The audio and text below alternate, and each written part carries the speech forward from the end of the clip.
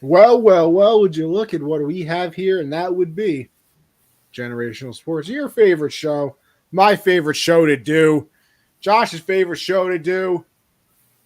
What's going on there, Josh? Feel like it's been forever. We were just talking. Feel like it's been a long time since we've been on one of these here programs, as Mr. Pat McAfee would say.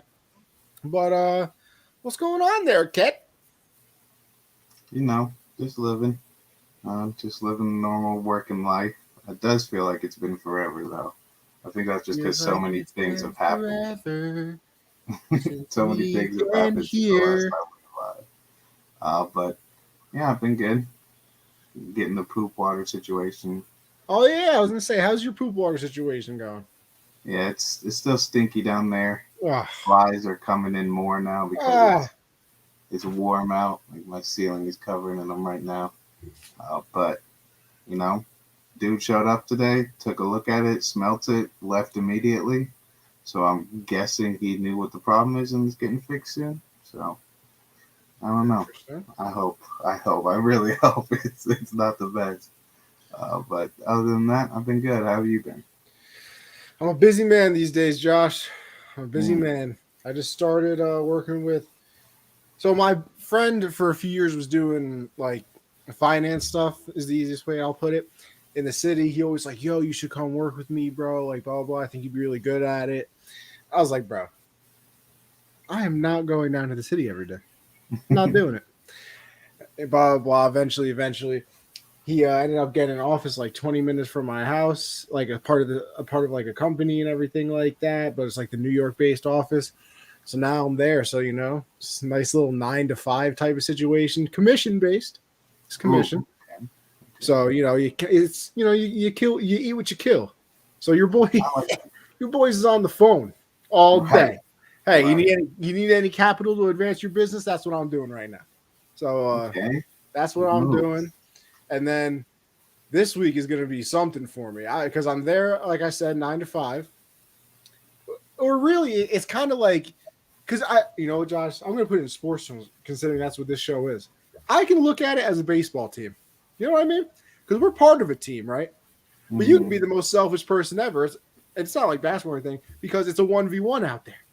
So like what Right. I do technically doesn't affect the team. So if I want to go in and ignore everybody, really lock in and just be on the phones, I can do that. If I want to go in and, screw around a little bit, I can also do that. Now, eventually, if you continue to do that, of course, like any other place, you're going to be let go. But you're always locked in, trying to make this commission. I got a few files in, hoping to fund some people. But like I said, Okay. I'm doing that. But of course, the dream, the goal here, the whole sports thing. So I'm still at the Renegades. I got a I got a Renegades game the entire rest of the week this week. I was Ooh. supposed to have off. I was supposed to have off Wednesday. That was the only day I was going to have off. I got a text message from my manager there. Hey, can you come in Wednesday and run the graphics computer? I said, you know what, sure. So now the kid's schedule. I mean, I'll probably be at the office probably 9 to 4. Yeah, 9 to 4:20 ish. Because since I'm there, I'm closer actually to the Renegades where I would have to go. Then I go hop right into the Renegades, and then eventually I'm going to be out of the house. About 8:30 to like 10. Getting this man growing up. You don't got Hey, time for nothing the anymore. kids are trying to secure the bag. You know what I Hey, mean? and I get what you're saying too about like it's a team, and the way the team works together is by everyone minding their own business and just doing it for themselves. Like you the team works the best when you all do your own thing. Exactly. Like if you funded a deal, I'm happy for you, but it didn't do nothing for me. It's not like you're going to be like, "Hey, Connie, by the Right. way, I just made 10 grand. Here's like 500." I mean, listen, if you ever feel like doing that, my bank account always open for donations. Always. The I'll only never. time the only time it's like a team is like at the end of the quarter where you've seen all the numbers like, dang, we went crazy. Nah, yeah, like, oh damn, we were really cooking. But other than that, eat what you kill, baby. Eat what you Oh, yeah. kill. But all right, why don't we get into everything? The crutch of the program here, the sports. UFC 288 is right around the corner, and It's looking like a solid card. It is looking like an absolute solid card. I'm gonna try and pull it up right here. Look at that. Sterling and Cejudo. Let's see. Why can't they ever make the pictures nice and like not blurry? Like, what are we doing here? Yeah, they always got to do it the worst possible way to upload. Like, this is a beautiful like graphic right here that I'm staring at on my screen that nobody else can see, but it's blurry. Let me see if I can find it. Oh, let's see here. It might just be a dub. It might be. It was. Oh wait, hold on. Look at this. Nope, that's literally not even close to right. You know what, Josh? Whatever. We know who it is. Cejudo and Sterling. Obviously, they are the main event. Bilal Muhammad and Gilbert Burns. Excellent fight. Jessica Andrade, and then somebody I don't know how to pronounce their name. I'll go with Jan for the first one. Is it Shonan? Is that what it looks like? It could be pronounced. It starts with an X. Yeah, she's very good. Xiaonan. Yeah, Shonan. I think it's something like that. Can't So remember how to pronounce it. I am not familiar. I am not very smart. Yeah, she's a beast. I mean, that fight's going to be great. This card kind of fell off a little bit a couple weeks ago when Oliveira got his injury update. That was this card. Yeah, it was supposed to be him versus Dariush. And then Oliveira got hurt, and now that's moved to 289. So there was no real Andrade was going to be the co-main. And a lot of people were like, man, we are not paying for this. And then Gilbert Burns, I mean, since he beat Masvidal, he's been talking. He wants another fight quickly. And luckily, Bilal Muhammad is like, hey, I'll take that too. So now instead of no co-main, we have a very exciting co-main with Gilbert Burns and Bilal Muhammad. Bilal Muhammad kind of rose to the rankings by being a boring fighter.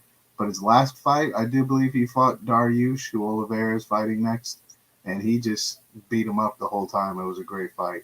At least I think that's who he fought. I can't remember completely. But whoever he fought, he beat them up very well. And he was wanting a title shot after that, obviously. The division stacked up top when you got, fan favorites like Colby Covington. It's going to be tough to pass him up without beating him. And that's what Burns is kind of experiencing too. He wanted Colby, but Dana's giving Colby the title shot, which not a lot of people are super excited about. But this fight's great. I think both these guys are title contenders at the top of their game, and this fight's going to be amazing, and along with a great co-main. So you would say that the winner of that fight is fighting for the title next? I mean, because if Dana's giving Colby the title fight, which, like you said, everybody's annoyed about, is the winner of this fighting for the title, or do you think they're going through somebody else? I mean, Leon's the champ. Usman's not going to get another title fight without winning a couple matches, and I think he said he was going up in weight. So, really? Yeah, I think he said that after his last fight, something like that. Wow, like he's going to take a break and go up, something maybe. But yeah, it'd be right now. Leon's the champ. Usman's 1 or 2, and Colby's 1 or 2. I don't know who's 3. But I think the winner of this fight. Who? This is Hamzat's division, right? I believe so. Yeah, because didn't he fight Gilbert Burns? Yeah, but Hamzat's his fight situation is very weird. He wants to fight the guy I think he wants to fight Yuri, and Yuri's a little bit bigger than him or something like that. It's a very interesting situation. Who Hamzat's going to fight next? But yeah, I do think whoever wins this fight deserves a title shot. Burns has already gotten one and lost it. I can't remember if Bilal has gotten one yet, but I do think the winner of this one would have the chance to fight, whoever wins between Leon and Colby. I'm hoping Leon, but Colby is, as much as I hate him, he is a very good fighter. Yeah. I feel, you know what? It's not even that I hate him, but I do. I feel like it's just because it's phony.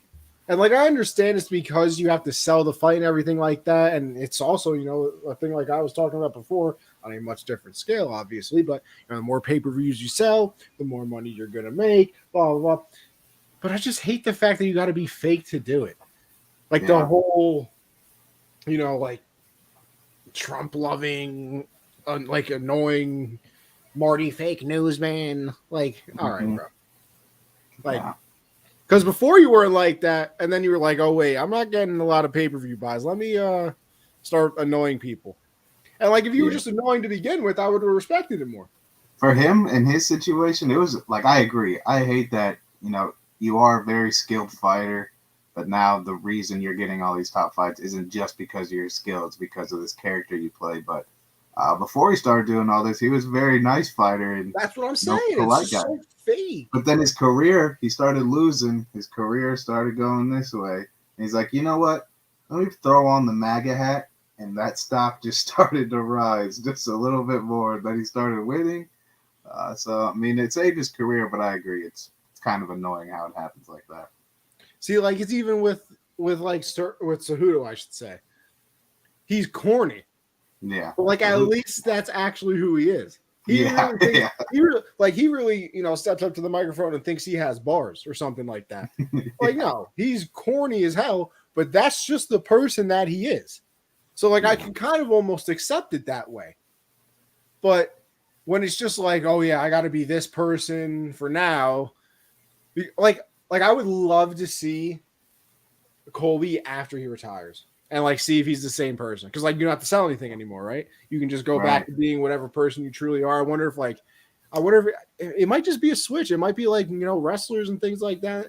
Like they're playing that character. I'm a bad person, blah blah blah, whatever.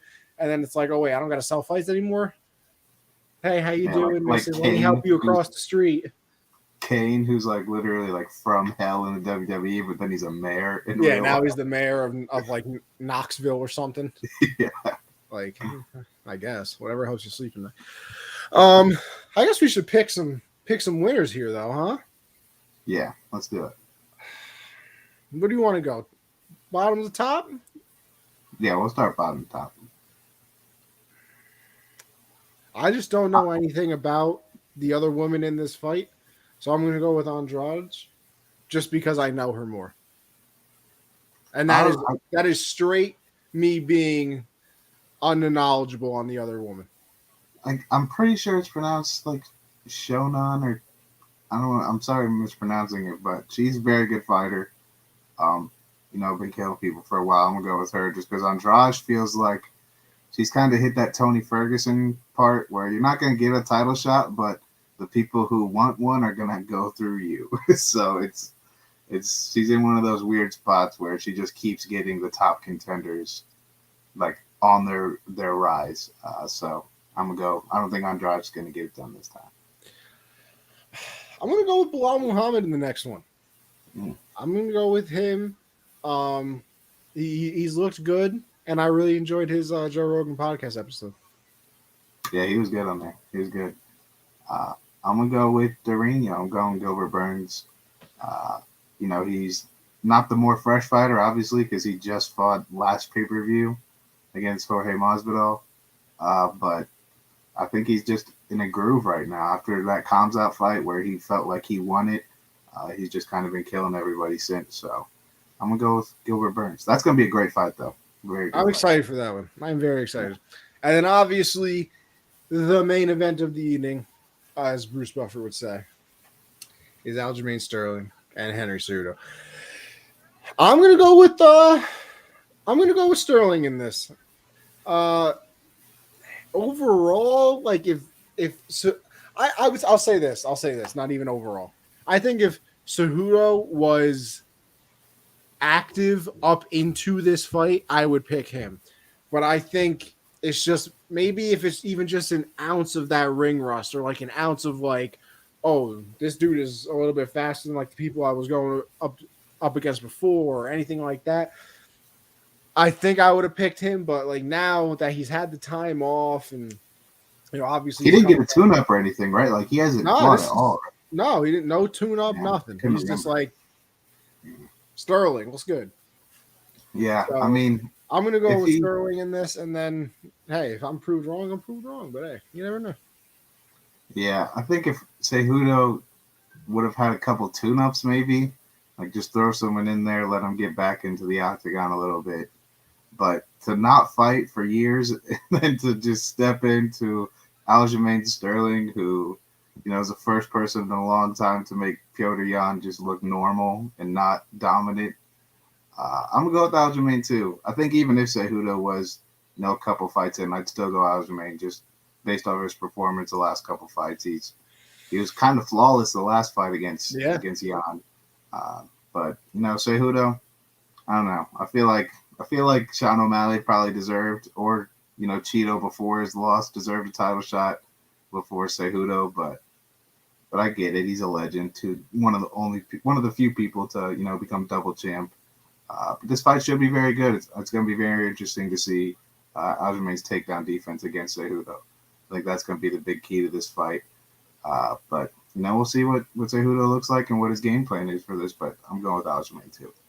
Well, did you see what Sterling said that he was like, I don't, maybe that he only has like 3 or 4 fights left that he's thinking about before he retires. Like he's like, oh, I want to beat Cejudo, I want to beat Sean O'Malley. And I think he said one other person.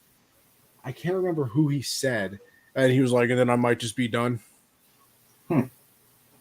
That's always an interesting decision. Like when you get to the championship status and you win it a couple times after, what else are we doing? Like what else are we doing?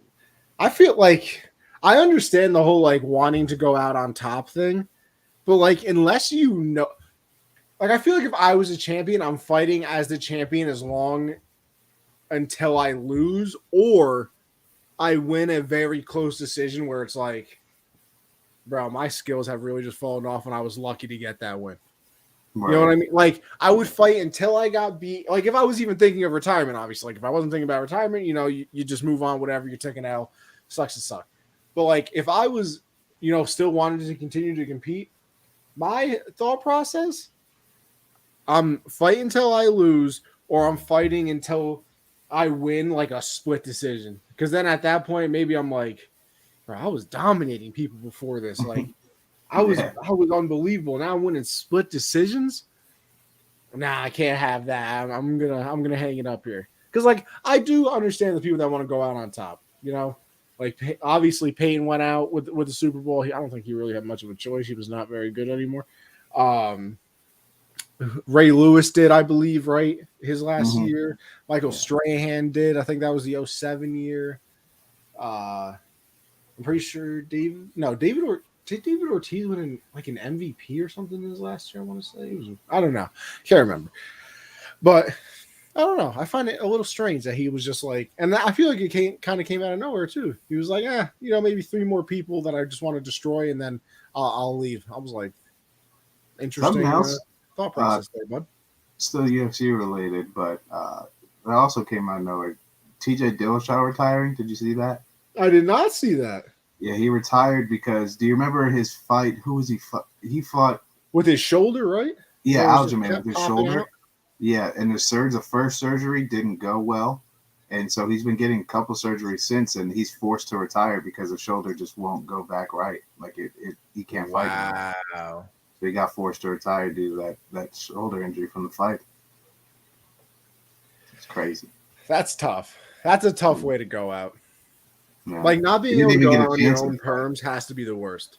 Yeah. Didn't even get a chance to like have the fight either because that shoulder came out very early. So it was literally pointless. Like it's tough. But he had a good career though. Held the belt at the time. So shout out TJ Dillashaw. Absolutely. All right, we move on from there, and we go into the NBA. Because, listen, since the last time we've been on this show, a lot of things have happened. The Knicks have moved on. The Bucks got eliminated. The Grizzlies got eliminated. The Nuggets Kings just got eliminated last night. Kings got eliminated last night. A lot of stuff going on. There's just a lot of stuff going on. But right now, 76ers and the Celtics, they have game 1 tonight. There's going to be no Joel Embiid in that one. I've seen that come across the bottom of the ESPN ticker about, 455 times. And then we got Suns and Nuggets game 2 tonight. And then obviously we're going to break down the Lakers and the Warriors. But we started off, like I said, with those 76ers and Celtics. Josh, give me a little series prediction, and then, listen, the game 1 prediction, because, hey, you can win game 1 and still lose a series. And then, you know what, Josh? Towards the end of this episode, I saw this on, PTI, right? Pardon the interruptions? Oh, yeah. I saw this question posed on Pardon the Interruption, and I want to get to it later on in the show, maybe. Make sure, if I don't bring it back up, make sure you remind me. It's not even basketball related, but I just thought about it. It's all sports related. All right. Make sure you remind me. I'll try. But this series, I mean, this playoffs kind of like got us super hype at the beginning, and now all these injuries just piling up across the teams in the league. It sucks, but that's just part of the game. Obviously, this game one, what should be a very exciting series. No Joel, but it's still going to be a very tight game because James Harden is playing like Houston James Harden lately. And you got a couple guys who can put up 30 any night. Well, one guy in Tyrese Maxey, sometimes Tobias Harris. But obviously, the Celtics are favored going into this. Honestly, if Joel was playing, I think I'm going with the Sixers. I really like the Sixers and how they played in that first round. Obviously, it was the Nets. They're not that good. But Atlanta wasn't that good in the regular season either. And, they pushed Boston to 6 games. And Boston's just one of those teams where, it feels like every series they're in is going to go 6 or 7 just because that's how weird they play. And they start out putting up 40 in the first quarter, then the second and third they stink, and then the fourth they put up another 40 pieces. They're a very interesting team in how they play. But for game one, I'm just going to go with Boston because no Joel. I just feel like that's a simple pick there and a smart pick. It's going to be a tough game for them. But for the series, I really was going to pick Philly before the Joel news came out. But I'll go with Boston in 6 again. I think they'll get it done in 6. Yeah, I'm gonna go with Boston in this as well, mainly because of the Joel thing. I think even if he was healthy, I would have picked the Celtics. But with him, listen, if you're missing game one and it's in the playoffs, it's in my eyes at least, right? You're probably not going to be 100% at any point in this series. Like, say something crazy happened and they swept them, and the Knicks Heat series goes 7 games, so you would have like a bunch of time to like rest and go through the therapy and heal up and blah blah blah yada yada yada whatever. Then I could be like, okay, like yeah, but I just don't think at any point Joel's going to be 100% in this series. So I'm going to go with the Celtics probably in 6, like you said. I wouldn't be surprised, obviously the Sixers can steal a game here and there. It's not like they're not a talented team without him. It's just that you're losing the probable MVP of the year this year. So there's just no world where that doesn't affect you in some way. Like that, it's just not possible. But I mean, listen, the Celtics team has been good all year. Jason Tatum is obviously a star. Jaylen Brown, people argue star or not, superstar, this, whatever. But he's obviously very talented as well. I'm just gonna go with them because, like I said, I don't believe that Joel's ever going to be 100%, and that's good. And honestly, that's another thing. Like we just talked about TJ Dillashaw, with the injuries thing. That's just the one thing about Joel. It's like there's just so many people like that. It's crazy when you really start thinking about it, like how many people we've lost out on like amazing careers or just like lost opportunities because they've been hurt. You know what I mean? Yeah. Like List is endless. I mean, it's unbelievable. Like when you just think about it, because people obviously immediately go to like, oh, Bo Jackson, Derrick Rose, blah blah blah, and like, yes, that's true. Those are the big ones. But like, just think of the people that we never saw maybe reach their potential. You know what I mean? Where Joel's going to win the MVP this year, but like, what if he never, had to miss any games because they were worried about load management or things like that? Like, would he go on to break this record or that record, or like what we're seeing with Zion? Maybe in another universe where Zion stays healthy, maybe he is the greatest basketball player we ever see. The dude just can't get on the court. Yeah.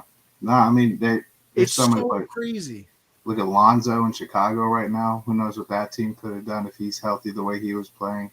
Look at Markelle Fultz, who was the number 1 pick, comes into the league, has to get shoulder surgery, completely messes up his jump shot, throws him into, bust category before he can even have a full healthy season, and now he has to do the slow climb here in Orlando or out in Orlando, and it sucks how many careers have just been, the trajectory just completely changed or just completely done. And then even for us, right, Josh? Like even for us, like you probably look at McCaffrey, it's like, bro, that man was healthy all the time. Like what what does he become? And I mean, I Right. wasn't alive for it, but everybody always talks about it, like in Yankee universe, Don Mattingly. Like he's Hmm. not even in the Hall of Fame. The man won an MVP, all stuff like that. But like towards the end of his career, he had to get to games, like baseball games, like 3 hours early to stretch his back. Like imagine if the dude just didn't have Ken Griffey Jr., who got into the Hall of Fame with Yeah. 99% of the votes towards the end of his career dealt with problems. Imagine he didn't have any problems. Like Hmm. imagine he was just like, oh, here's perfect health the entire time you're an active player. Yeah. It That's it. Kind of sucks even more a little bit. Like when the injury doesn't. It's gonna sound weird how I say it, but when the injury doesn't end their career, but but they it keep just playing. like takes them down a Yeah, peg. like they're still good, but you're Like, like, imagine how good. no, it's weird too because it sounds messed up. You're just like, oh, Yeah, what? You're wishing a career-ending injury on them? right. Obviously not. But I'm just saying it's well, but like I agree with what you're saying, where it's like it didn't end their career and they're still good, but you still live in that universe of like, damn, what if? Every play they make, that just pops into your head. Like every time they make a good play, it's like he could be doing that every time. Like it sucks. I mean, damn, you can look at Tiger Woods. Mm-hmm. Man has had back, knee, ankle, every. I mean, listen, some of it has been his own problem. You know what I'm saying? You know, he hasn't really exactly been the perfect citizen. I'll Oh, say. I got actually a funny story. It has to do with Tiger Woods. There, one time we were in, can't remember where we were, somewhere in Illinois, no crazy town or anything, for my uncle's Okay. wedding. And my dad was at the bar, and some guy, some drunk guy, thought he was Tiger Woods and bought him drinks all night. No way. Like my dad kind of looks a little bit like Tiger Woods in the face, but everything else about him is not the same at all. Like first off, he's not black. That it was so funny. He just came back wasted. It's like I'm Tiger Woods. I was like, okay, whatever. That dude probably went home and was like, "You guys will never believe He who still I probably met thinks tonight." to this day he hung out with Tiger Woods for a night. I really hope that he took a. You should ask your dad, or if you know, did he take a selfie with him? No, this was back when weren't selfies. There Oh, weren't phones with see, to because like take those selfies. are my favorite. Like now that everybody has a camera, or like Hmm. you'll see something and it's like, "Yo, I met Drake tonight." Yeah, And then but everybody you will like didn't. comment back and be like, "Yo, that's Blake, not Drake." Yeah. Those are oh gosh. I'm sure he did take a photo, but he's probably realized it at some point. Like he probably tells his story Nah, he safely. like gets home. He's like, "Yo," on the next golfing trip, he's probably sitting there sipping on something, waiting to tell his friends, like, "Hey, boys, look who I met." And they're like, "Who the hell is that?" They're like, "What do you mean? That's Tiger Woods." Ugh, what a time! my What a my time whole we live family in. made a joke out of that for a long time. My dad, like for like 3 straight years of Christmas, got a Wheaties box with Tiger on it. It always hit too. It was always good. I'd love to see that. The Suns and the Nuggets, game two. Listen, game one did not go how I expected it. I'm going to No, be honest with you. What did they lose by? About 40 points, the Suns? yeah, it was a lot. It was I a mean, lot. they just got whipped around the court. Hmm. So, not what I was expecting, but things happen. I think they bounced back. I do pick them to win the series. Uh, you know what's crazy though? I just heard it when I was watching Sports Center before this. In like 19 games against the Suns, when Jamal Murray plays, they're like 16-3, and he averages like 21. Can you do something for me? Um, but that's crazy to me. I mean, obviously that's before a Kevin Durant acquisition, which Kevin Durant, might just tip the scales a little bit, just a tad. Yeah, Just saying. so So definitely interesting. But like I said, I'm still gonna pick the Suns in this. I'm gonna go with like 6-7. What do you think? How do we feel? I feel the opposite. Ooh. This is a big problem when you get you give up all these assets, and rightfully so. You do that move 10 times out of 10 to get Kevin Durant. But this is where the issue comes in when you're in the playoffs against a team that has depth and you don't. You're right. Out of their starting five, like outside of the big five that they have, which Torrey Craig counts as that big five because he's been killing in the playoffs. But off the bench, you have Landry Shamet, Josh Okogie, and Bismack Biyombo. And you're only running an 8-man because you go any deeper and you're playing, rookies. And bro, before you continue on, I'm not out of my mind, right? That Bismack Biyombo was an issue for like a season, right? Yeah, in Toronto, the year before they made the run with Kawhi, he was averaging like 20 boards in the playoffs. Yeah, and then didn't he get a contract from somebody, and he's been garbage ever since? Got paid by Orlando. They barely played him. So, I mean, hey, one playoff series, averaged 20 points a game. I think he wound up getting like 70 mil from Orlando. He hit him with the Matt Flynn. Oh yeah, like Chandler Parsons. Those Chandler. Wow, I haven't heard the name Chandler Parsons in a long time.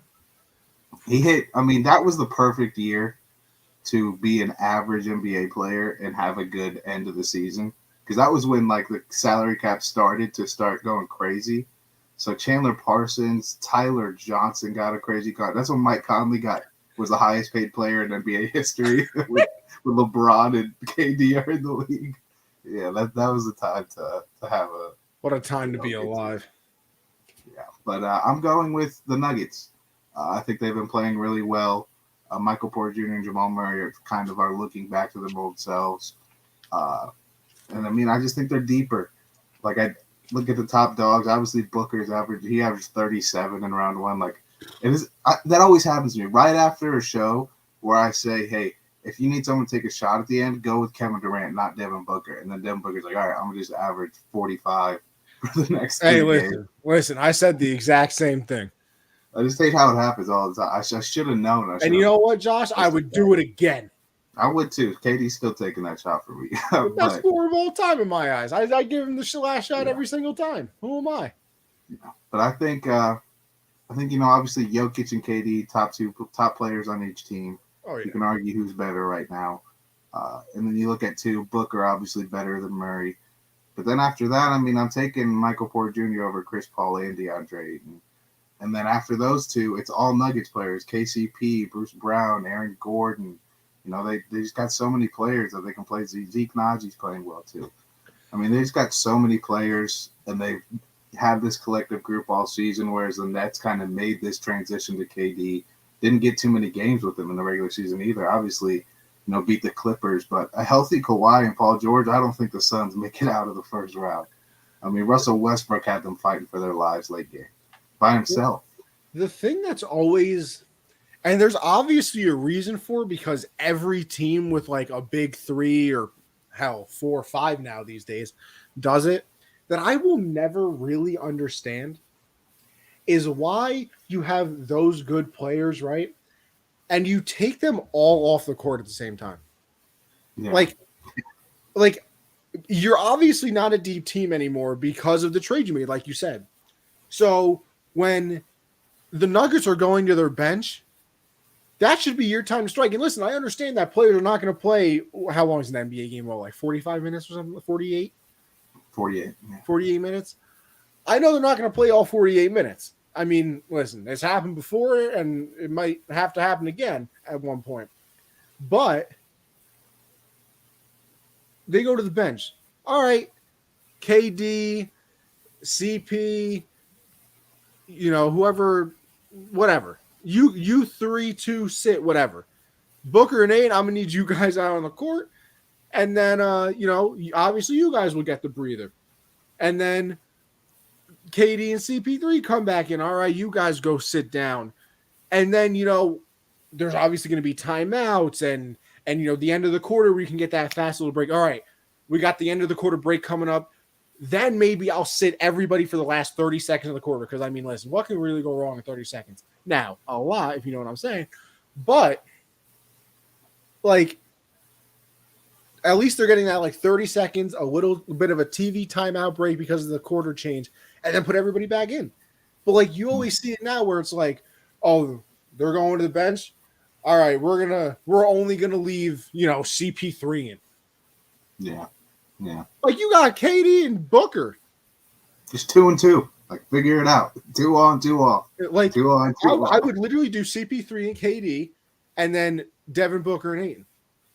Yeah. Because I feel like I CP3 think can that's what play the with lack anybody. I feel like CP3 can play with anybody. So he can obviously play with KD, and then Booker and Ayton should have more chemistry because they play together. That's how I would do it. That's my thought process, at least. Now, maybe secretly Devin Booker hates Ayton, or the other way around, so he doesn't want to score. Whatever. But yeah, like, that's always been super weird to me, and like all the teams do it. yeah. So I don't. Yeah. There's a lot of things There's I only a don't few understand teams about the out there. sports world sometimes. You know that, Josh? Yeah, there's only a few teams out there.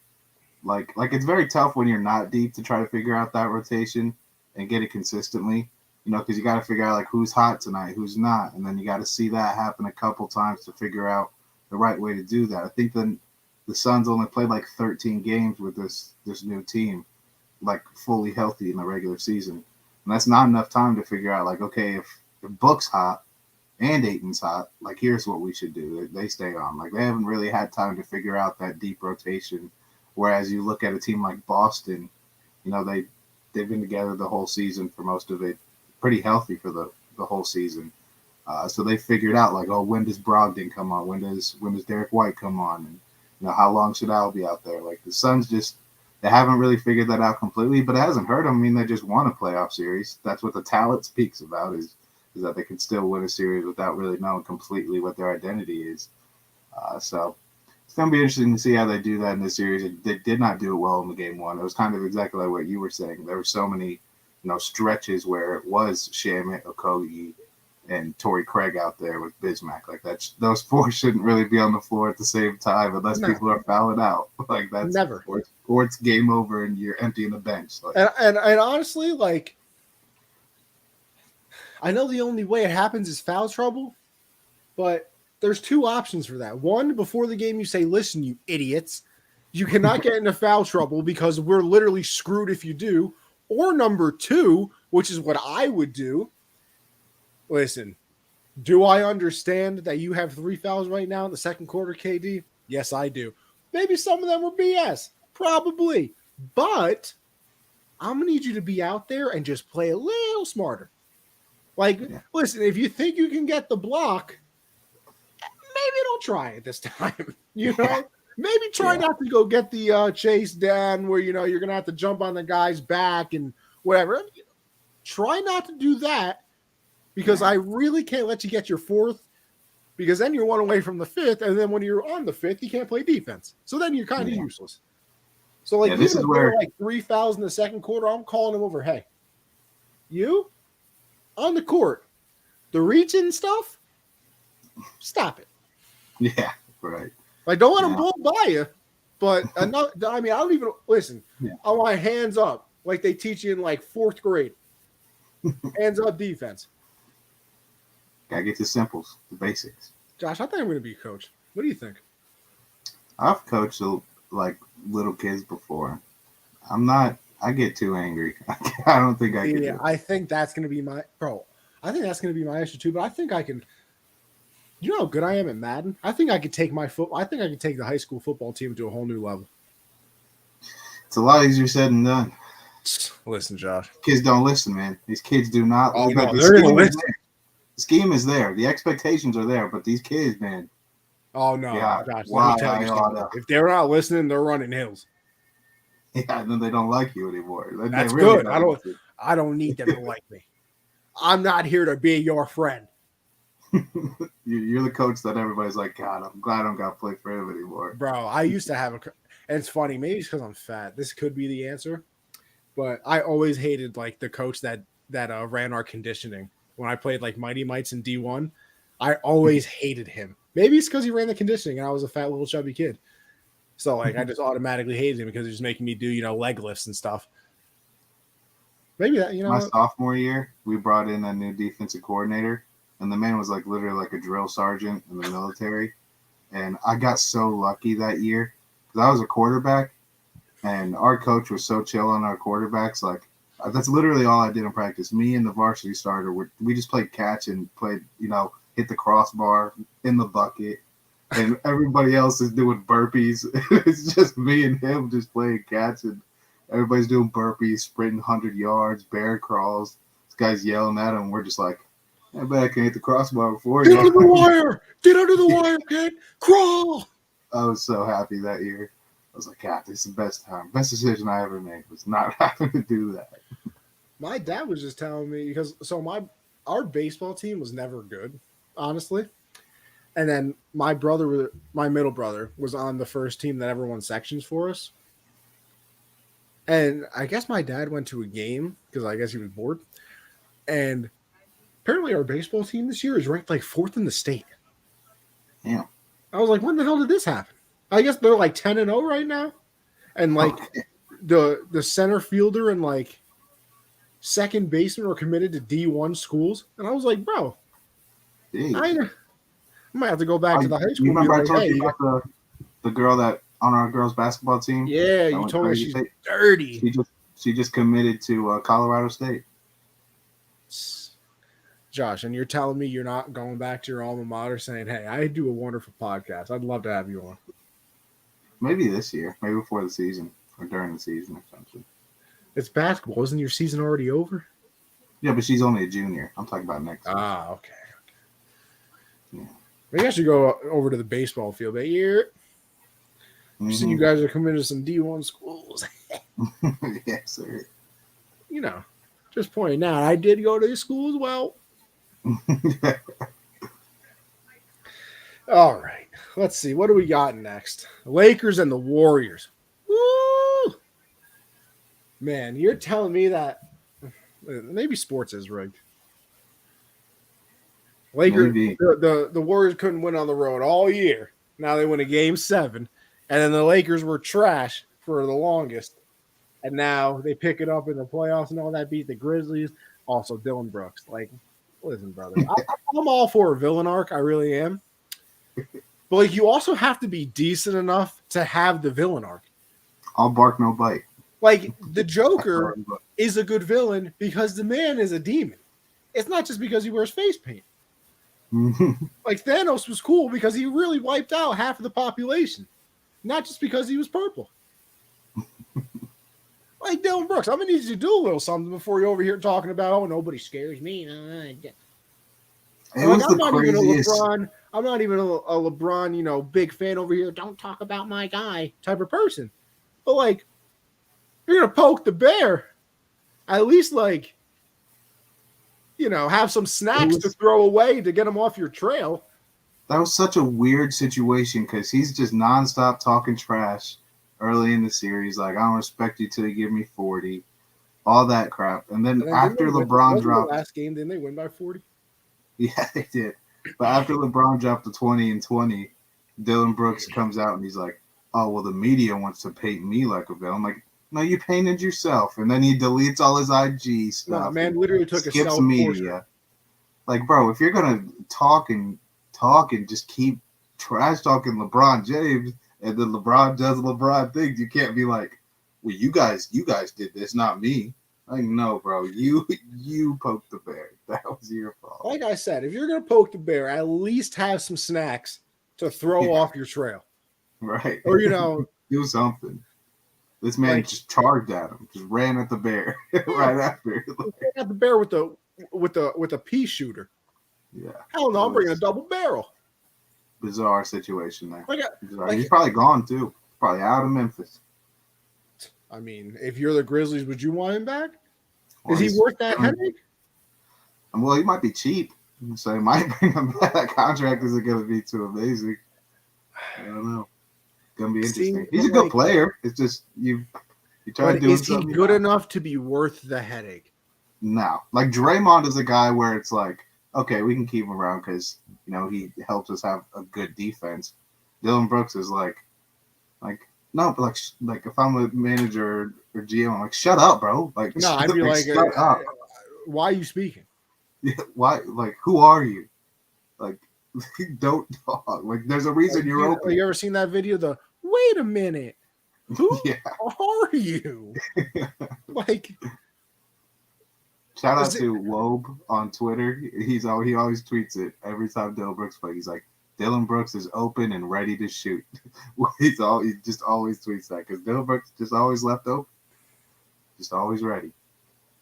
Like, don't get me wrong, and I don't know. It's hard for me because like I also do, but I'm not a professional athlete, so it doesn't matter. Like I'd be talking shit when I play, but and I'm like if we play basketball with my boys, I'm talking.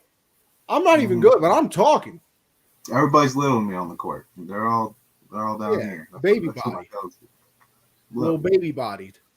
yeah, the little But kids to me, like little boys. you're a grown man in a professional sport. Like if anybody like let Ja do talk, let Ja do the talking. Yeah, yeah. Like We're he good in the can back West. he Well, that can didn't work back out too things up. either. That didn't work out well. We're good in the West. Are we, Ja? Hey, Are we? yeah. Are we okay? Well, I just mean like at least he could go and back it up. True. Because like True. if he was like, oh, I'll wait till LeBron gives me 40, at least like even if LeBron did give him 40 the next game, John could be like, all right, fine, I'm gonna give you 41. Right, and he could Dylan do it. Brooks might not score 41 in 3 games. Yeah, it was bad. So It was it's bad.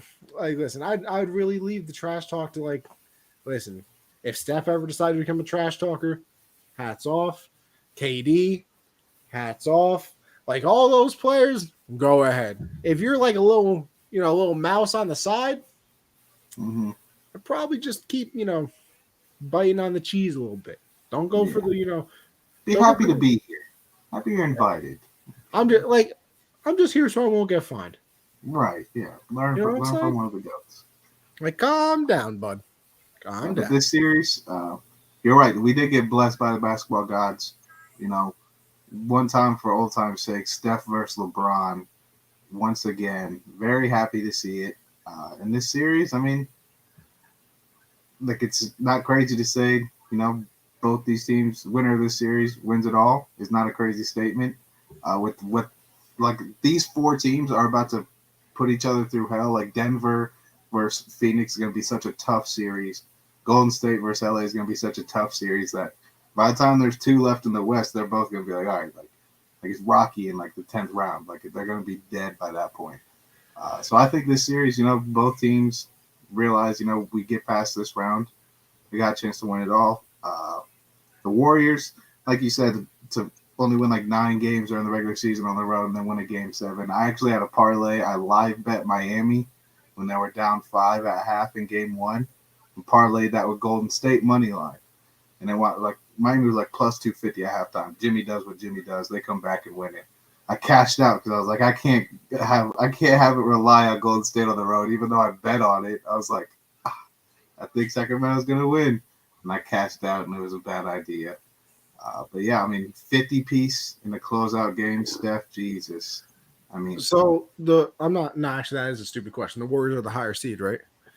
yeah. Well, no, yeah, 6 and 8. So they're both bad seeds. No. Yeah, but see, I'm picking Yeah, the Warriors now because they're the 6th seed. Like if they were the 8th seed, I probably would have picked the Lakers right, because now they right. have the extra games at home. Like don't Yeah, get me wrong. If they all of a sudden got swept the first 2 games at home, immediately I'm just if I bet somebody, I would just hand them the money if I bet on the Warriors against and they took the Lakers. But I think I'm going to go with the Warriors just because they would have the advantage of having the game 7 at home. And I mean, obviously that means you're betting against LeBron and AD and Rui Hachimura is a god all of a sudden. yeah, Uh, but I mean, a 50 piece in a game 7. yeah. That's what we're talking about right now. I Josh, is he think. the greatest point guard of all time? Oh, let him get another one, and it's not a question. I mean, it's a debate right now. Because I mean, like he's a good passer, right? Oh yeah. And he revolutionized shooting, Mm-hmm. has rings, a unanimous MVP. Like I feel like it might be time to say that he is because the obvious rebuttal, right? Oh, well, Magic Johnson, like that. But did he revolutionize the game? I mean, don't get me wrong. He kind of revolutionized the fact that the dude was like 6'8" playing point guard. Right, right. But I think that. I mean, you know, yeah, that's true. Really was riding there. is that There's my a guy couple players Clayton? that happens Is that to. my guy Clayton? Yeah, big C over there. I been Clayton. Been a long time, huh? I think I think Magic kind of had his little era of that too, though. I mean, Showtime Lakers, the run and gun that they were doing was kind of different. You know, the pace they played at is like comparable to, you know, early 2010, middle 2010s. And that was just unheard of at their time. I think, you know, the unfortunate thing about people like us in our age is that the old heads are still kind of running everything, and they watched these guys play. And now it's kind of the same reason I'm like, LeBron's my GOAT, not Jordan. I didn't watch Jordan. All these old heads watch Magic, and now they don't watch basketball anymore. They just read the headlines. So now they're like, well, no, he's nothing like Magic. Like, well, you wouldn't know. You don't. You didn't watch. So how would you know? But yeah, I mean, Steph gets 5 this year. I don't think it's a question. I think it was up for debate, you know, after he got his first Finals MVP and got ring number 4, you know, last season. It's going to be a debate, you know. It's always going to be a debate, but I think Steph might already be there, maybe. I'm going with the Lakers in this series, actually. Are you? Yeah, because I feel like the Warriors should win. That's just the only reason I'm doing it. I feel like the Warriors should win. The Lakers kind of have this newfound life, you know, ever since the trade deadline. Isn't it beautiful how that kind of worked out for both parties? Russ kind of had this rebirth a little bit in Los Angeles with the Clippers, and the Lakers are on their way. Like, it was good for both sides. It was, you know, it's like a bad relationship finally ending here. Good for both of you guys. But yeah, I'm going with the Lakers in 7. I'm going with LeBron. I think he's got one more run in him. Yeah, like I said, I'm going to stick with the Warriors just because they got the extra game at home. I think it's good reasoning. It's very good reasoning. Like, I think that actually means something, you know? Mm-hmm. So, I mean, damn. Betting against LeBron's never easy. Betting against Steph isn't either. I'm saying. Like, when the guy just casually drops a 50-piece McNugget in the game 7, yeah, it's kind of hard to be like, oh, yeah, I'm going with the other guy. Right. So, you know what? We're going to find out, though. So, should the Bucks consider making a trade for a better co-star for Giannis this offseason? Because man seems a little upset. And listen, here's the other thing, too. Why does everybody got to be against each other? Like, oh, what if LeBron would have said that after a loss? You guys would have been on that. That's probably true. But it's also annoying that it is true. Because honestly, what he said is kind of facts. No, it's straight facts. People don't like to hear it that way. All right, so Jordan's a GOAT, right? Whatever. Let's just live in the world where everybody agrees. Everybody agrees Jordan's a GOAT. Let's live in that world real quick, right? He didn't win every single year, so all those other years were the failures. Well, like you said, kind of building blocks. Believe it or not, he actually didn't win more often than he won rings. He played 15, only won 6. He must suck. Didn't win every year. And I mean, for people that have LeBron as a GOAT, what hasn't he lost more finals than he's won? Yeah, he's 4 and 6. They call him. That some people don't even call it 4 and 6 because they call it a hoax. The bubble wasn't real. So, like, steps to success.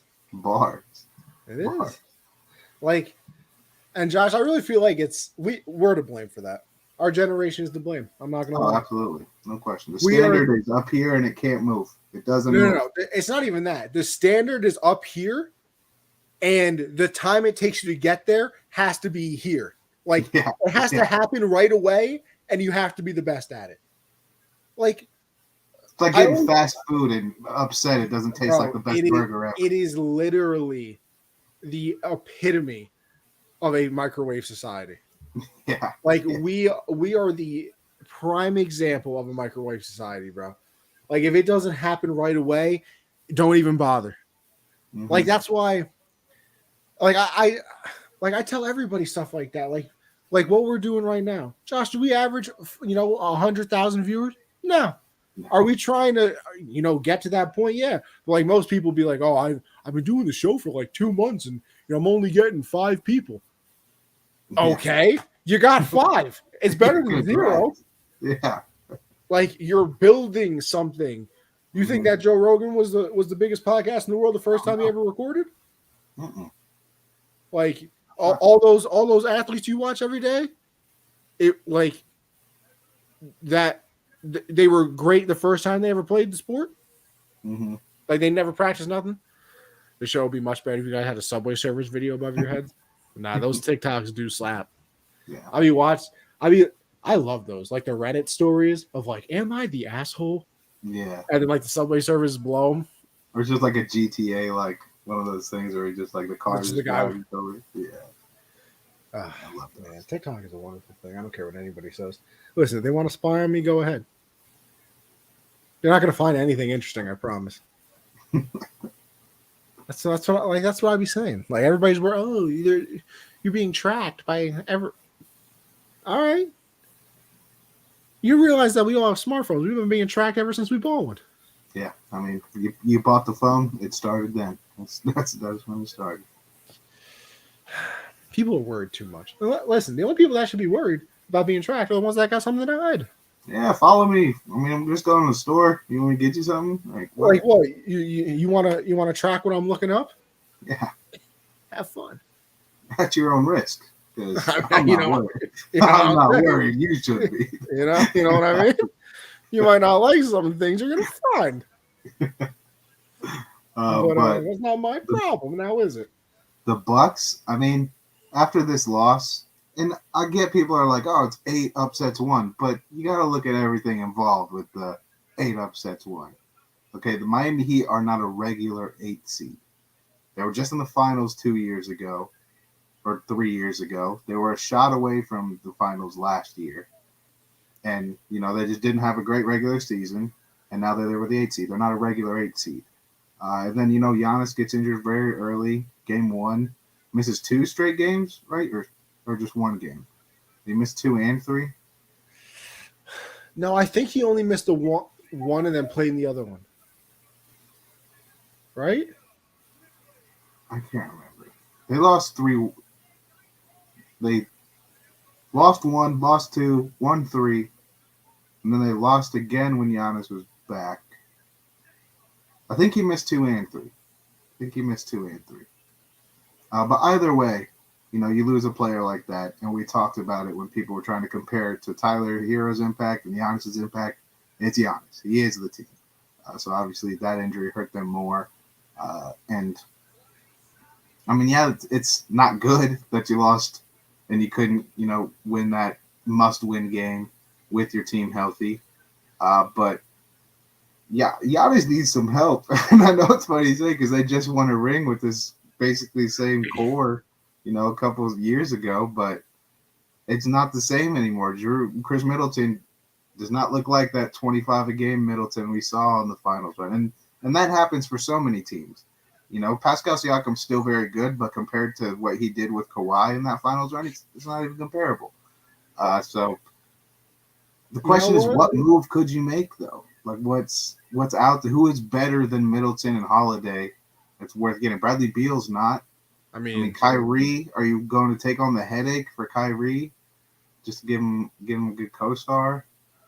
I mean, do you go to the Blazers and say take Drew, Chris Middleton, whoever you want, and we'll take Dame?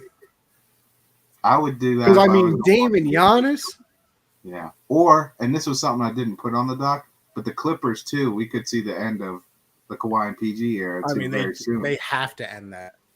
So I mean, Kawhi and Giannis, that's the greatest defensive duo maybe ever. Well, you see, the problem is it would be the greatest if the man could be on the court. Isn't that crazy? He load managed all season, but 2 games and he was done in the playoffs. Done. Bro, the body is meniscus.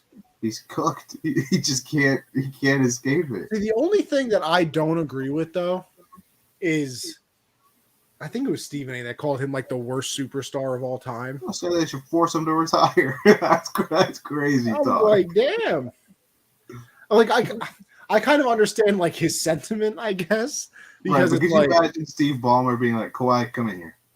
Yeah, listen, we know we gave you all this money, traded for Paul George for you, but we're gonna need you to hang him up. I'm gonna need you to go. Hang him up, dog. I'm gonna really need you to go. That'd be hilarious. Kawhi, that'd be the only time Kawhi shows emotion because he'd be so pissed and disrespected. He'd freak out on him. Maybe he'd be healthy the whole year. I mean, the Spurs pissed him off. All of a sudden, he went and won a chip. True. Yeah, they're in a weird spot there. But yeah, Dame I think would be very fun for Milwaukee. But I mean, Middleton and Holiday for Dame straight up is very interesting. There may be some stuff surrounding that, especially depending on what Portland wants to do. And they shut down Dame again for another season at the end of this season. So free Dame, maybe him and Giannis together be a mean duo, but I don't know. We'll see. I think they're probably going to wind up running it back again, just because they're scared of him. I think Bud is probably gone now. I think his ass is fired. That's probably a for sure thing that's going to happen this offseason. Didn't call a timeout at the end of regulation of that game when there were still like 7/10, and they could have gone for a shot to win it. Didn't call a timeout. People have been calling for his head since before the finals run. But the finals run kind of bought him a little bit of extra time because he was going to get fired if they didn't win at all. So he bought a couple extra years, but I think he might be done there. What a crazy time. All right. Enough of the NBA, huh? Because we had an NFL draft, people. Before we get to the draft, I got a game to play. Okay. Ooh, I like games. I'm a big fan of games. You have, how many questions should I give you? I want all of them. I got nothing. We'll start at 15 and see how it goes. You have 15 questions to figure out what player I'm thinking of. Oh, okay. I didn't know it was one of these type of games. All right. Let's go. You have 15 questions. So they're yes or no only. Oh, I have to ask them. Yeah, you're asking me questions. I can only answer yes or no. And you have to figure out the player. Obviously, since we're going into the NFL, this is an NFL player. Yep, NFL. All active. That doesn't count as a question, right? No. Okay. Yeah, no, that doesn't count. All active. Is this player on the offensive side of the ball? Yes. You wouldn't give me a lineman because you're not a scumbag. At least I don't think you are. I would not do that. So I'll eliminate the lineman. Is this player? Ooh, does this player catch the ball? Primarily. No. Is that their primary job? To catch the ball? Yeah. No. All right, so I'm going with a running back or a quarterback. But you paused for a second, so I'm going to go with a running back because I said primarily. So I think you were trying to see, running backs do technically catch it. So I'm going to go with running back. Okay. Is this player in the NFC? Yes. NFC South? No. All right. North? Yes. I was counting how many questions that was. Oh, okay. You have 10 more questions. How many? You have 10. I think I gave you too many, but I'll give you 10 more questions. All right. So they're in the NFC North. Actually, you only get 10 questions. You have 5 more. All right. That's fine. NFC North. His primary thing is not catching the ball. So it's quarterback or running back. All right. Was this? We're doing the draft. We're about to talk about the draft. I don't think you give me somebody new because I don't really like college. Are they on the Bears? No. Hold on, I might be able to eliminate 2 teams. Okay? Oh, I got it. Is their logo I'm trying to make sure I can eliminate 2 things at once. Is their logo not a letter? Is their logo not a letter? So that would basically mean the Viking. Is it a Viking or a lion? Because the Packers is a G. Their logo. So how would is their logo not a letter? So is it the Vikings or the Lions? Basically, that's how that question works. No. So they're on the Packers. Okay. 3 questions. Do guesses count as a question? Yes. That's bullshit. I want to get this right so bad.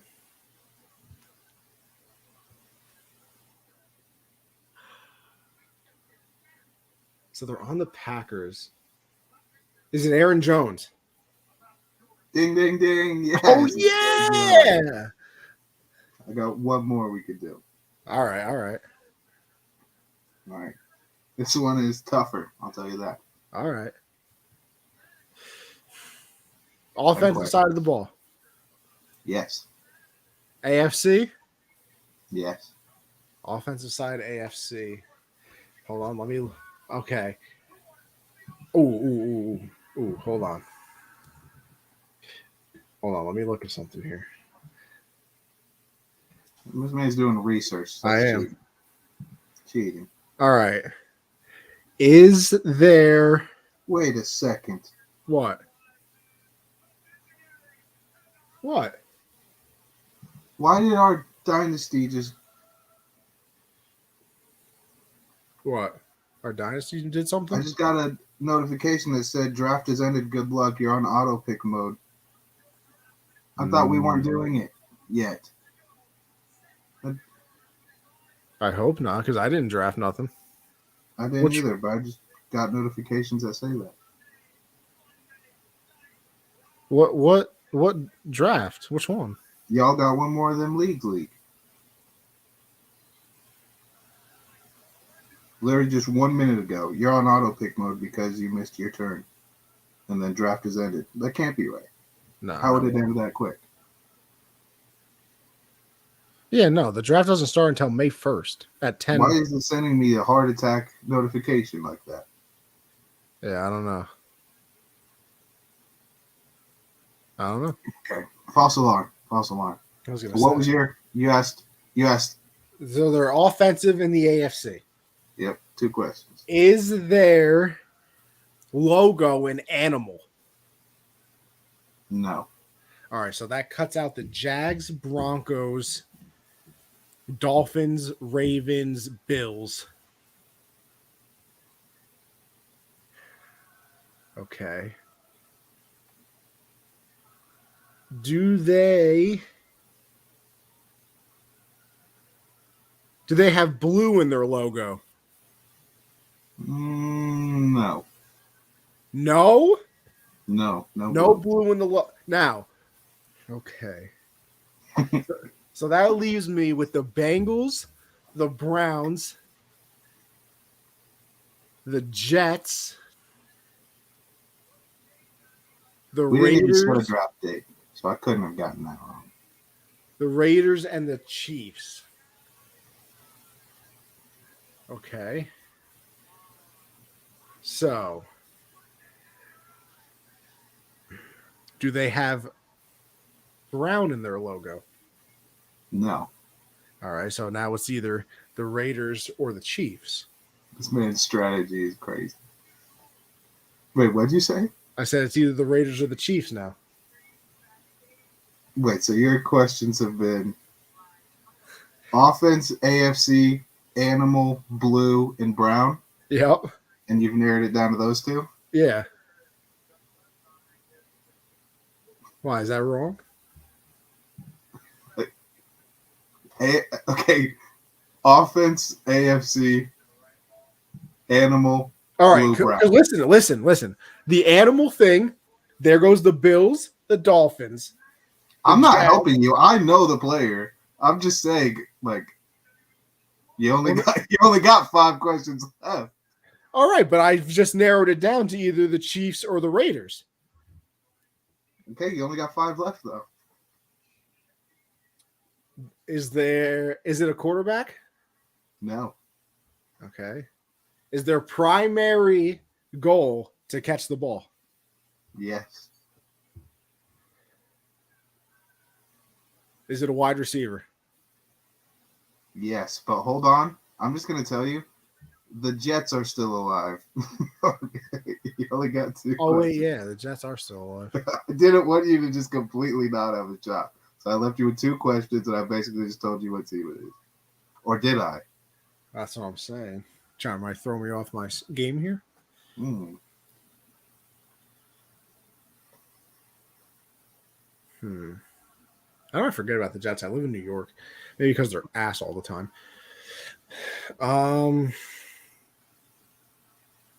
So you can ask to narrow it down completely and get one shot at it, or you you choose. Am I? all right, I'm gonna take a guess that you gave me the Jets hint for a reason. So, is it in the AFC East? It is. All right, One guess. so they're on the Jets. You said it's a little bit harder, but I just see I can't even say that without saying pause, so I can't say what I was about to say. Man, it's not such one bit. I feel like Garrett Wilson is like too easy. Like he just won the offensive rookie of the year, so like that's not hard. Alan Lazard. That's my final guess. That's your final answer? Well, the answer is Corey Davis. Woohoo! Corey Davis. It's funny that you said that too, because I was really thinking Corey Davis for a quick second. Yeah, when you said Chiefs and Raiders, I was like, I could just let this man have the worst guess of all time. I would have not. Yeah, it would have been. Not would have been. Not good. Not exactly what you want. No, some would say. Didn't forget about the Jets. But we live. We'll survive. Absolutely. All right. Now we go to the draft. That was a fun game. I had fun. Hope the people had fun. Listen, maybe comment if you got it before me. Go over to the Twitter, Gen Z Sports, huh? To the draft. What'd you think about it, Josh?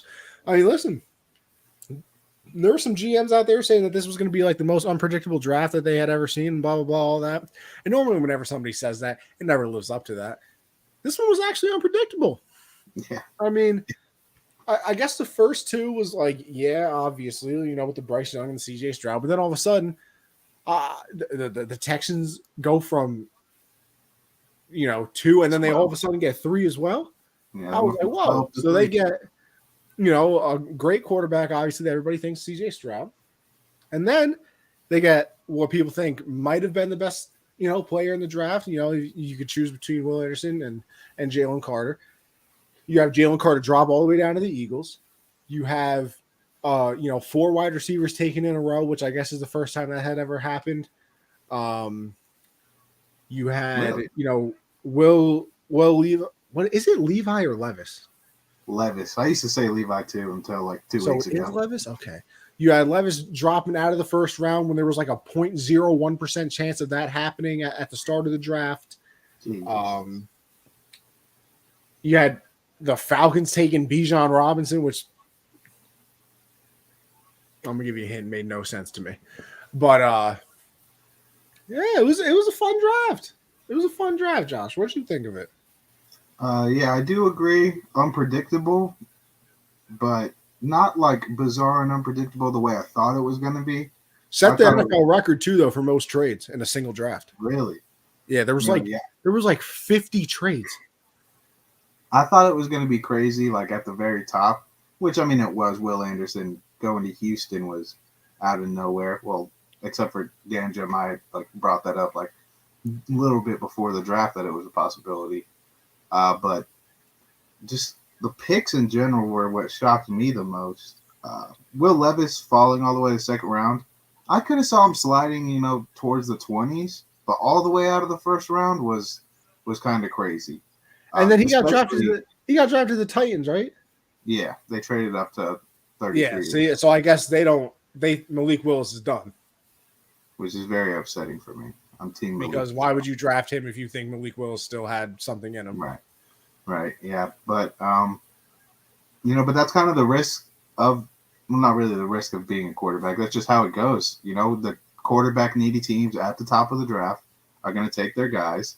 And then, if you're not one of those top guys, there's a big gap of teams that already got a guy. So you're just not going to get picked. And that's just kind of what happened to him. The same thing happened with Brady Quinn, Matt Leinart, Johnny Manziel, Lamar. I mean, it's just happened to many, many quarterbacks before. I mean, damn, Aaron Rodgers. Yeah, even Aaron Rodgers. But on the draft, I'm very happy with Bryce Young. First, well, I should have started with that. I'm very happy with Bryce Young. I said it last time we were live that, with CJ, I'm like, okay, I know what I'm getting. With Bryce, I'm just very excited because this guy could, either be exactly what people think he is, which is too small, can't handle the game, or he could become one of the best quarterbacks in the league with his skill set. I'm very happy with the pick. It was expected. I wasn't shocked when Goodell said his name. I was like, okay, that's what I expected. But I was getting a little worried when on Reddit some guys like Will Levis is going 1. I was like, who, why? Like what? And then Vegas, his odds went from 10 to 1. Like it went from like 30 to 1 to 10 to 1 after that to be the first pick. I was like, oh my God. Heart attack. Yeah, I was like, get this away from me. But everything worked out there. Anthony Richardson at 4. I love that. That was a very nice pick. I made money on that pick too, actually. I bet that straight up. Anthony Richardson at 4. Obviously, what Houston did was great. Go out and get your quarterback and then go get the best defender in the drafts. It was a great pick for that. It's still a little weird to me, though, because they're a rebuilding team. So, they got 2 of, probably the 5 best players, but you're rebuilding. You need more than that. So, I guess it's a good foundation on both sides because, like you said, Will Anderson could be a problem for the next however many years. And then if you have a quarterback, CJ Stroud, well, you just got your quarterback for the next however many years. But, you obviously needed to trade away picks and stuff to get back up to 3. And when you're rebuilding, I just find it a little weird that you would do that because you would think you would need as many draft picks as you could because, well, you're kind of trash. Right. Yeah. So, I like it because of the aggressiveness, and it kind of shows, hey, we're sick of being bad. We want to get the cornerstone of our offense. We want to get the cornerstone of our defense, and blah, blah, we'll build from there. But it's also they can't do everything. Right, but sometimes these teams get such a big head just, off of a shorter, off-season look at what you're doing. You get DeMeco Ryans, you trade Cooks for a pick. So, I mean, then you get a pick back in that, you're making other moves. You're getting excited about the roster. And then on draft day, you're like, maybe we are just, CJ Stroud and Will Anderson away from competing. Maybe we are right there. So that could be part of it. Or they just, these are 2 players. Because, I mean, these teams look years ahead in drafts. And, like how good is this guy compared to the guys that we could get next year at this spot? Should we go and do it? So maybe Will Anderson was just, the best defender they see in the future in the draft and felt like they could get him for a fair price. We'll see how it all works out. I think it's an aggressive move, but I do agree, when you're a rebuilding team that has a holes everywhere, you kind of need those picks to do something about in the offseason if free agents are flying there all the time.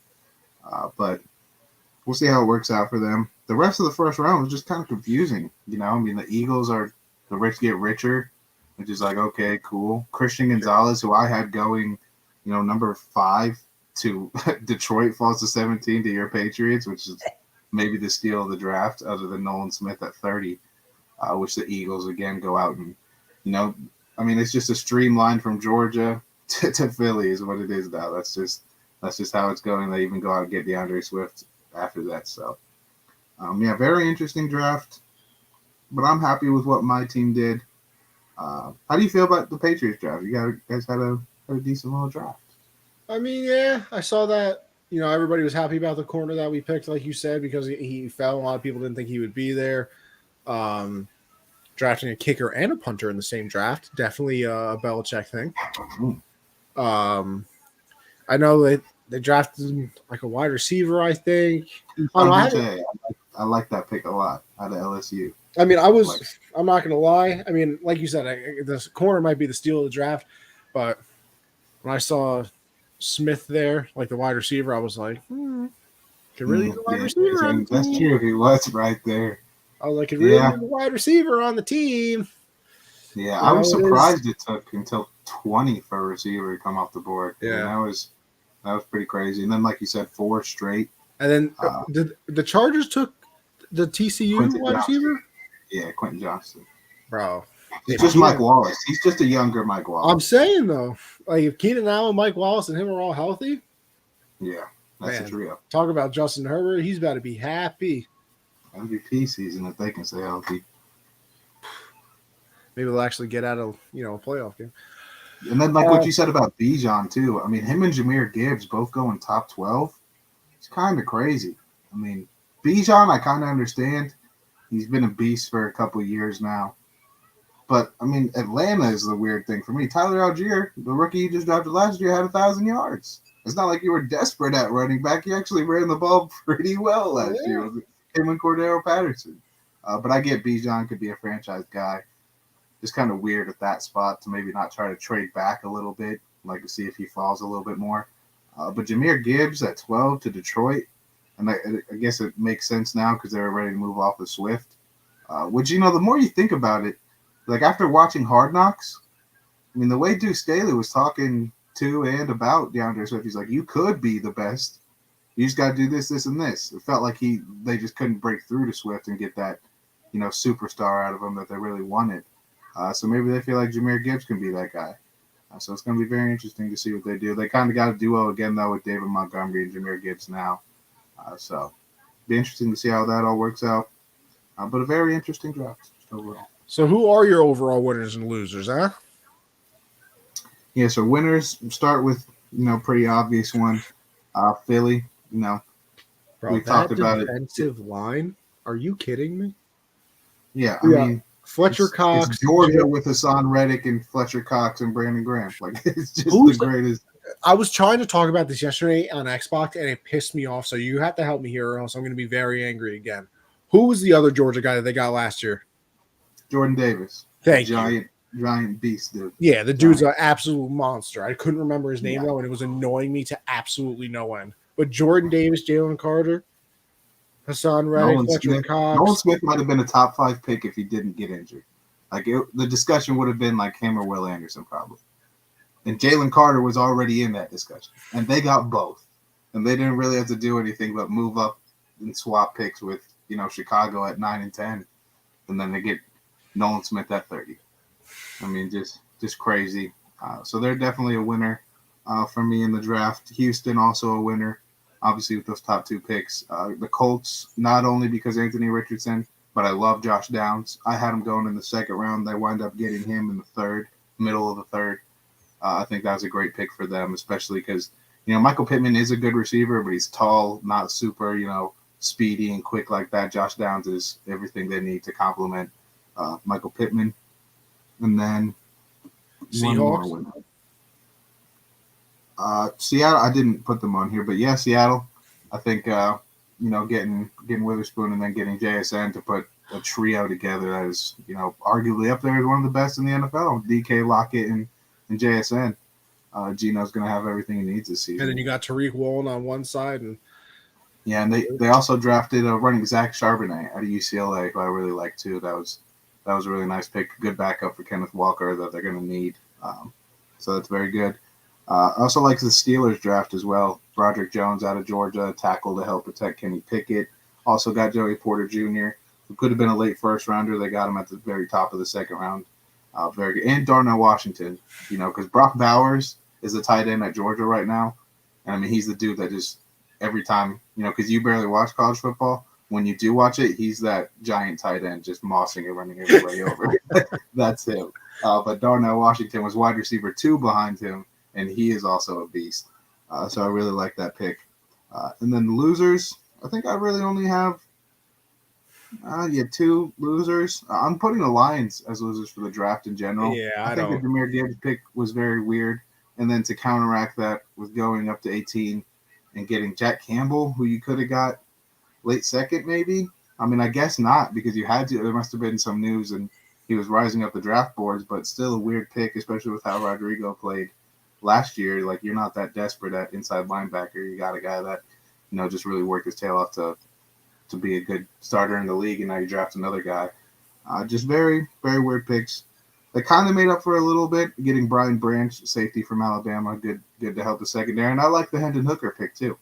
I think I like him. He's still recovering from the injury. There's no pressure on him to start anytime soon because obviously Goff is the guy for them right now.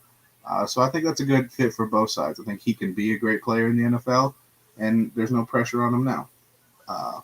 My other loser was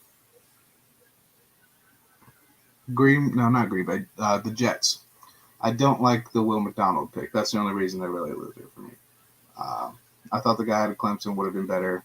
Kind of blanking on his name. I think who got him? The Cincinnati got him. The guy at Clemson, very good edge rusher. I thought that's the only thing that if they were going to go defense, if the Jets were going to go defense, I think They also edge need a was the only tackle. thing. I mean, you get Aaron Rodgers, you don't have like a Right. career left tackle. Like, kind of bold. I just thought there were a couple different ways they could have gone with that pick. Will McDonald can be great. He's at Iowa State. I mean, he's good. More of a speed rusher.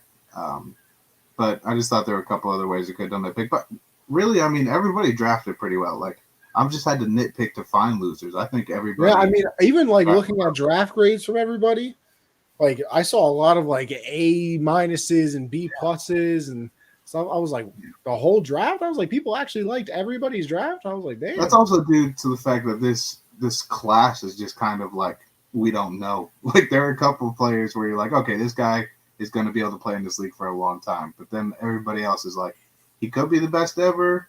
He could be the worst ever. Like, there's just no clue. Everybody's just so raw in this draft.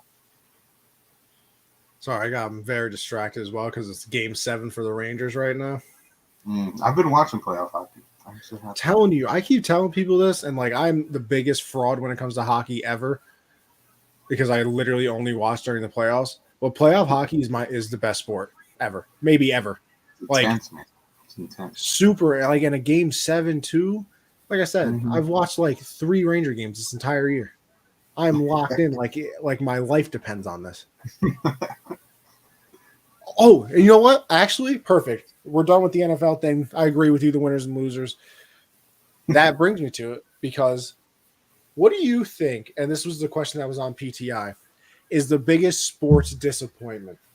Because the Boston Bruins, or disappointment / choke type of thing, because the Boston Bruins set the NHL record for most points in a season and most wins in a regular season and lost in the first round. And I'm pretty sure I think they had a 3-1 lead on the team too. And the team that beat them like just snuck into the playoffs. So like, it's not like it was like it wasn't even like it was a hot team, blah, blah, blah. Like they just snuck into the playoffs, right? So like, I mean, obviously you got the 07 Patriots undefeated, they lose to the Giants in the Super Bowl. You got the 2001, I want to say, Seattle Mariners.